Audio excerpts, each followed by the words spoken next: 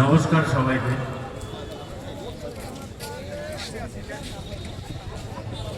এখানে আজকে আমরা পথে নেমেছি এই দল মানুষের কথা, সমাজের প্রতিটি ঘাত প্রতিঘাত, আমাদের প্রতি এই প্রশাসনিক দমন পীড়ন বিভিন্ন চেহারায় কর্মসূচির পরিস্থিতিটা এরকম নয় যে কেউ কামান বন্দুক নিয়ে আমাদের সাথে তাক করে আছে আর আমরা কামানের বেওনাটের সামনে দাঁড়িয়ে। যারা গোটা জীবন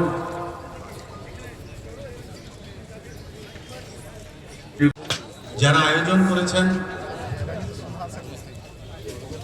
এবং আমাকে দুঃখতা বলার লেখনীতে আমরা তুলে ধরেছি। তো এই তুলে ধরতে গিয়ে এই কর্মসূচিতে সামিল তো সবাইকে সাংবিধানিকভাবে অনেক কিছু বলা হয় যে সংবাদ মাধ্যম এবং বোনেরা উপস্থিত যারা ত্রিপুরার, আমাদের সামনে কিন্তু এক নতুন উৎকণ্ঠার জন্ম দেয় প্রতিটি দিন প্রতিটি মুহূর্তে।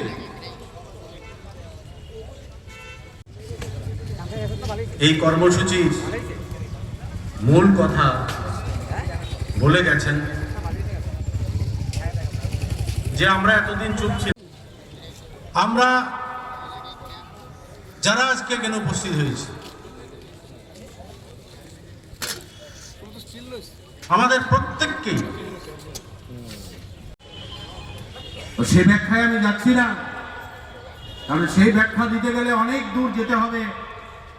আর সেই ব্যাখ্যা দিতে গেলে এক পক্ষ, দুই পক্ষ, তিন পক্ষ সামনে আসবে। আমি আক্রান্ত হয়েছে, আক্রান্ত হচ্ছে, কখনো সংবাদ মাধ্যম শেষ রাত পর্যন্ত তার কর্তব্য পালন করে বাড়ি ফেরার পথে আক্রান্ত হয়।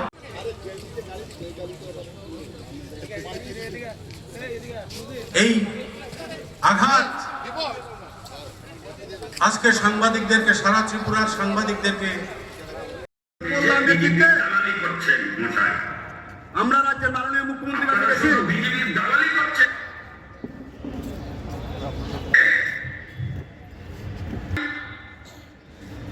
আপনারা হচ্ছে এক প্রকার দালাল। তাদেরকে যদি খুশি না করতে পারি, তাদের কথা মতো যদি আমরা তাদের পছন্দ অনুযায়ী তাদেরকে কিছু দিতে না পারি, আমরা তাদের কাছে অনেক বাহুবলী হয়ে যায়। কখনো বিভিন্ন নামে, আমাদের নামে তারা বেনামে নামে ঘুরিয়ে গাড়িয়ে পত্র সোশ্যাল মিডিয়াতে তারা লেখালেখি করে। তো আমাকে নিয়ে হেডলাইন পোস্ট এবং তার খবরে দেখিয়েছে আমি নিঃশব্দে ব্যক্তি, উনি আমাকে অর্ডার করছে আমি ক্ষমা চাইতে। উনি কে? উনি ত্রিপুরার কি? আমি ওনাকে প্রশ্ন করতে চাই।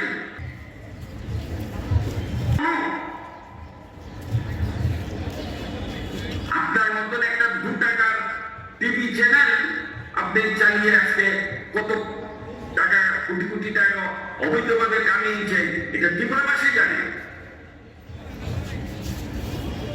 আপনি ভাববেন আপনার একটা পত্রিকা আছে, একটা টিভি চ্যানেল আছে, সে দিয়ে রামপ্রসাদ পালকে হিলিয়ে দিবে। রামপ্রসাদ পাল এত হিলে কলমকে, ক্যামেরাকে পেশা করে যে নেমে এসছি, যেদিন আমরা নেমে এসছি সেদিন আমরা মাথায় কাফন বেঁধে এসছি।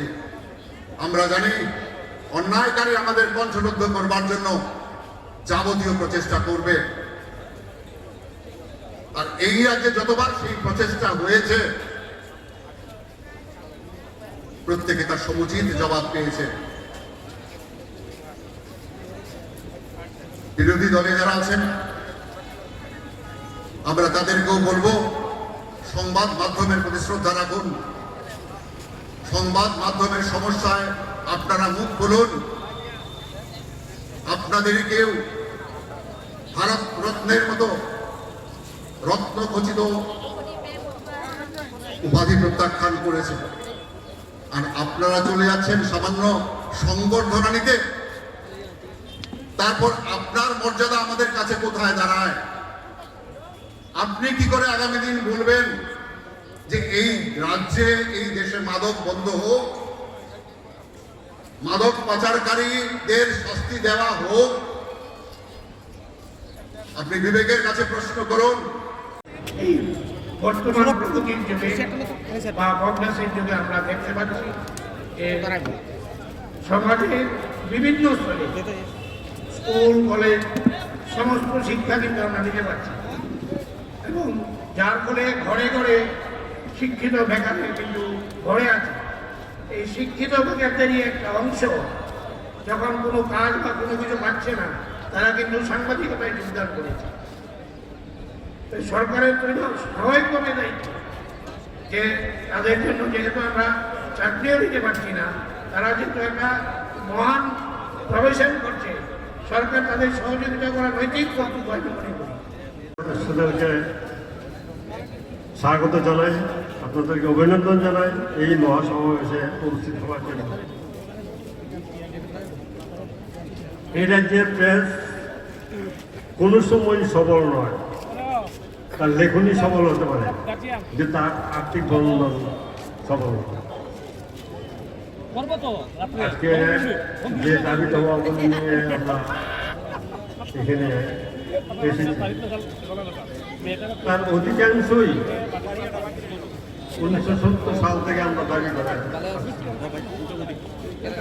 কিছু দাবি দেওয়া পূরণ হচ্ছে। এই রাজ্যে কোনো বিজ্ঞাপন নীতি ছিল না, এই রাজ্যে কোনো সাংবাদিকদের সরকারি পরিচয় পত্র ছিল না, এইগুলি আমাদের মুভমেন্টের জন্য হয়েছে।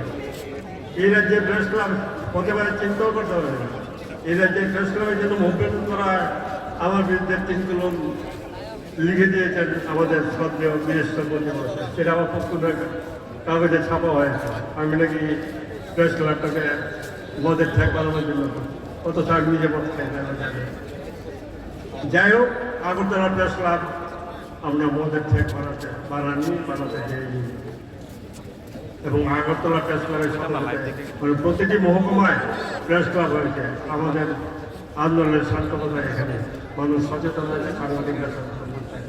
আজকে যে দাবি দেওয়া হয়েছে তার অধিকাংশই পূরণ করা সম্ভব। আসলে আমাদের তো কিছু গাফিলতি তো আছে। সাংবাদিকদের আবাসন নিয়ে সেই সুকুমার সেনগুপ্তের আমল থেকে আন্দোলন করছে। এই রবীন্দ্র ভবনের সামনে এই জায়গাটাতে আপনারা বিভিন্ন ধরনের সমাবেশ লক্ষ্য করেছেন, এবং আমরা যারা এই প্রফেশনে আছি আমরা নিউজও কভার করেছি। কিন্তু আজকে এই সমাবেশ একটি ব্যতিক্রমী সমাবেশ, যেখানে যারা নিউজ করতে আসতো আজকে তারাই এখানে সমাবেশে সমবেত হয়েছে তাদের নিজেদের কথা বলতে। স্বাভাবিকভাবে আগরতলাবাসী এবং ত্রিপুরাবাসীর মধ্যে এই প্রশ্ন উঠবে যে যারা অন্যের খবর করার জন্য এখানে আসে, আজকে তারা কেন নিজেরা রাস্তায় নেমে এসছে? এই প্রশ্নটা সবার মনেই হবে। স্বাভাবিকভাবে আপনারা বুঝতে পারছেন যে একটা অনভিপ্রেত পরিস্থিতির পরিপ্রেক্ষিতে, যে পরিস্থিতিটাতে আমাদের পিঠ থেকে গেছে দেওয়ালে, সেই পরিস্থিতিতে আমাদের আজকে বাধ্য হয়ে রাস্তায় নামতে হয়েছে।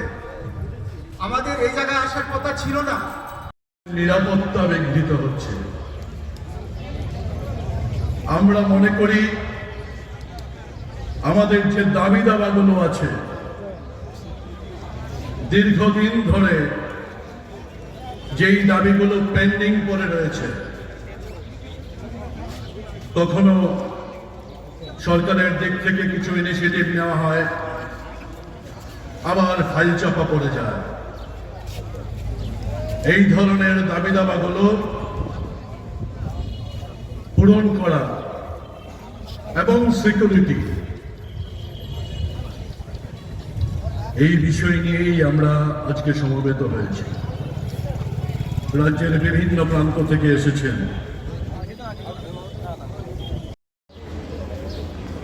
অনেকে ছড়িয়ে ছিটিয়ে আছে, দাঁড়িয়ে আছে রোদে, কিন্তু বন্ধুগণ, কেন আমরা আজকে এই জমায়েতের আয়োজন করেছি? তাহলে একটু অতীতের দিকে যেতে হয়।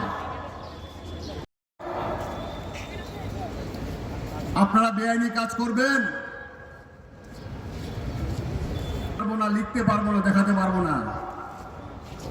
আর যদি বেশি বেশি সামাজিক মাধ্যমে এসব করেন, আমি বলে দিয়ে যাচ্ছি, যা বলি তা আমরা করি, এর থেকে বেশি করি। সাংবাদিকরা আমাদের অপরাধ কি ছিল? সাংবাদিকরা পেনশন আগে ছিল 1000, পরিবর্তনের পর পেনশন হয়েছে 10,000। ফ্যামিলি পেনশন চালু হয়েছে। এই ফ্যামিলি পেনশনের কাগজ আমরা প্রত্যেকটা বাড়িতে গিয়ে ওদের পরিবারের হাতে তুলে দিয়ে এসেছি। এরকম মিডিয়া ছিল রাজ্যে?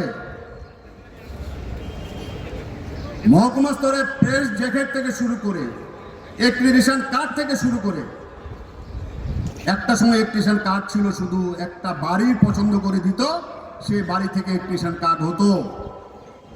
এখন মহকুমা স্তরে সাংবাদিকরা ইলেকট্রিশিয়ান কার্ড পায়, তাদের স্বাধীনতা অর্জিত হয়েছে।